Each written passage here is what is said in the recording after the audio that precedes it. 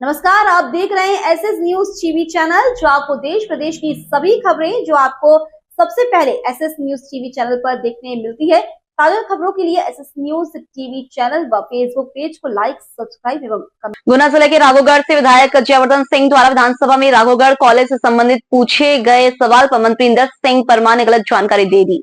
इस पर चिंता जताते हुए जयवर्धन सिंह ने विधानसभा अध्यक्ष से मांग की है कि नियमों का पालन करते हुए जवाब देने वाले मंत्री 4 दिनों में या फिर अगले सत्र की कार्यसूची में इसका उल्लेख करते हुए खेद व्यक्त करें। दरअसल राघोगढ़ विधायक ने 1 जुलाई 2024 को विधानसभा में प्रश्न पूछा था कि राघोगढ़ डिग्री कॉलेज कब स्थापित हुआ और कौन कौन से पाठ्यक्रम यहाँ संचालित है। इस पर जवाब देते हुए मंत्री इंदर सिंह परमार ने आरोन महाविद्यालय में संचालित कोर्सेज का हवाला दे दिया। उन्होंने जवाब दिया कि राघोगढ़ कॉलेज में एमएससी फिजिक्स, केमिस्ट्री, एमए राजनीति के विषय संचालित है। जवाब गलत पाए जाने पर जयवर्धन सिंह ने शीतकालीन सत्र में मुद्दा उठाया और विधानसभा में गलत जानकारी देने पर निंदा की है। माननीय अध्यक्ष महोदय, मेरा माननीय मंत्री जी,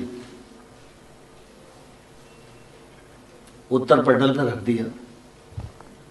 उत्तर पटल पे रखा है, संशोधित उत्तर भी रखा है।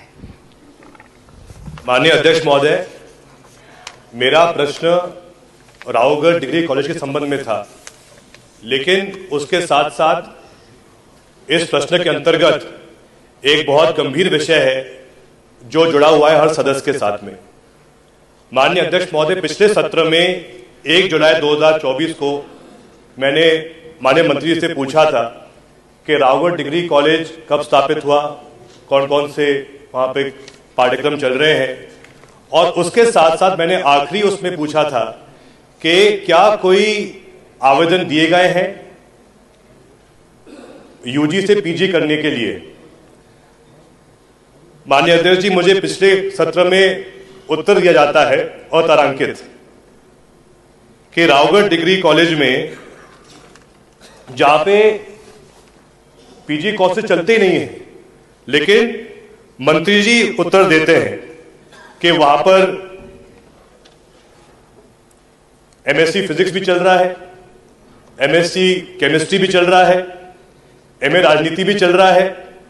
तो माननीय अध्यक्ष महोदय, मेरा सदन से यही कहना है कि एक एक विधायक इस उम्मीद के साथ प्रश्न पूछता सदन के अंदर कि उनको सही उत्तर मिलेगा, क्योंकि हम सब अधिकतर प्रश्न पूछते हमारे विधानसभा को लेकर, वहां के विकास को लेकर। लेकिन अगर एक साधारण प्रश्न जिसपे सिर्फ मैं ये पूछ रहा हूं कि वहां कोर्सेज कौन कौन से चल रहे हैं और माननीय मंत्री जी उत्तर दे रहे हैं कि वहां तो एमए चल रहा है, एमएससी चल रहा है, जबकि वहां पीजी कोई कोर्स ही नहीं है, तो ये बहुत शर्म की बात है। माननीय अध्यक्ष महोदय, मैं इसमें मंत्री से मेरा जो पहला प्रश्न है अध्यक्ष महोदय, कि जब कोई गलत उत्तर सदन में आता है तो त्रुटि सुधारने के लिए क्या नियम है, क्या प्रक्रिया है, कृपया मंत्री जी बताएं। अध्यक्ष महोदय, निश्चित रूप से जो माननीय सदस्य का जो प्रश्न था उस कॉलेज की बजाय विभाग के द्वारा, क्योंकि आतारांकित प्रश्न था, वो लिखित में उत्तर चला गया दूसरे कॉलेज की आरोन कॉलेज का। हमने उस त्रुटि को हमने सुधारा है, उस त्रुटि को हमने सुधारा है और सुधार करके पूरा उत्तर दिया है। माननीय सदस्य का जब इस वार का जो प्रश्न आया है उसके पहले हमने 2 लोगों पर कार्रवाई सुनिश्चित की है। ये तय किया है कि भविष्य में कभी भी किसी भी सदस्य के गलत जानकारी विभाग के द्वारा ना भेजी जाए, और यदि ऐसा किया गया है तो उनके खिलाफ हमने कार्रवाई सुनिश्चित कर दी है।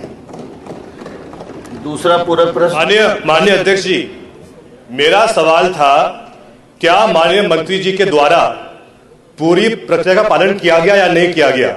माननीय अध्यक्ष महोदय, स्थायी आदेश की पुस्तक में स्पष्ट उल्लेख है 20 नंबर पॉइंट पे कि अगर कोई भी मंत्री गलत उत्तर देता है तो आने वाले सत्र की कार्यसूची में उसका उल्लेख किया जाता है और स्वयं मंत्री जी उसका अलग से, प्रश्नोत्तर की बात नहीं कर रहा हूं मैं, अलग से कार्यसूची में उल्लेख करके उसको पूरा पढ़ते हैं, जिसका पालन माननीय अध्यक्ष जी की माननीय हमारे वरिष्ठ नेता संसदीय कार्य मंत्री जी भी यहाँ विराजमान है, कैलाश विजयवर्गीय जी। मैं आपसे यही आग्रह करूंगा कि इसमें जो नियम है उसका पालन नहीं किया गया है। और माननीय अध्यक्ष महोदय, ये मुद्दा जड़ा हुआ है सभी विधायकों के साथ में, चाहे सत्ता पक्ष के हो चाहे विपक्ष के हो। अगर इतने साधारण उत्तर नहीं दे पा रही है सरकार, तो ये बहुत गंभीर विषय है। तो मैं आपसे यही आग्रह करूंगा कि इस पे आगे आने वाले या तो 4 दिनों में या अगले सत्र में कार्यसूची में इसका उल्लेख किया जाए और स्वयं मंत्री जी इसका खेद व्यक्त करें।